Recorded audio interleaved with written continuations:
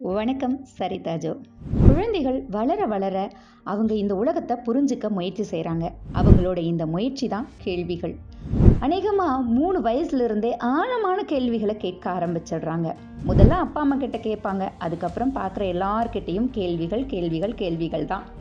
அது என்ன, இது என்ன, சூரியன்னா என்ன, நட்சத்திரம் ஏன் ராத்திரியில் மட்டும் வருது, சாமி யாரு, வானவில்ல ஏன் இவ்வளோ நிறங்கள் இருக்கு, ஏன் நம்ம சாமி கும்பிடணும், ஏன் சாப்பிடணும், ஏன் தண்ணி தாக எடுக்குது, இப்படி கேள்விகளால் திணறடிப்பாங்க.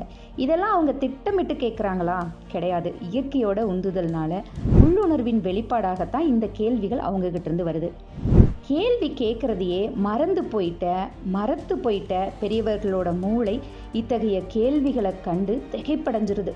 முதல்ல என் குழந்தை இப்படி கேள்வி கேட்குறானே, பெரிய அறிவாளியாக வருவான் அப்படின்னு சொல்லி மகிழ்ச்சி அடைவாங்க.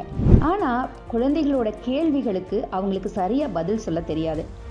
இல்லைன்னா மூடத்தனமான பதில்களை திரும்ப திரும்ப சொல்லி குழந்தைகளோட ஆர்வத்தை மட்டுப்படுத்திடுவாங்க. கேள்விகளால் சலிப்புற்று திட்டவும் செய்வாங்க. ஏன்னா பெரியவர்களுடைய அறியாமையை குழந்தைகள் தெரிஞ்சுக்க கூடாது அப்படிங்கிற வரட்டு கௌரவம் தான். ஆனால் குழந்தைகள் அவர்களுடைய கேள்விகளை நீங்கள் எப்படி எதிர்கொள்கிறீங்க, அதுக்கு என்ன மாதிரியான பதில்களை கொடுக்குறீங்க அப்படிங்கிறத உன்னிப்பாக கவனிக்கும். உங்கள் பதில்களை அவர்கள் உடனே புரிஞ்சுக்குவாங்க அப்படின்னலாம் சொல்ல முடியாது.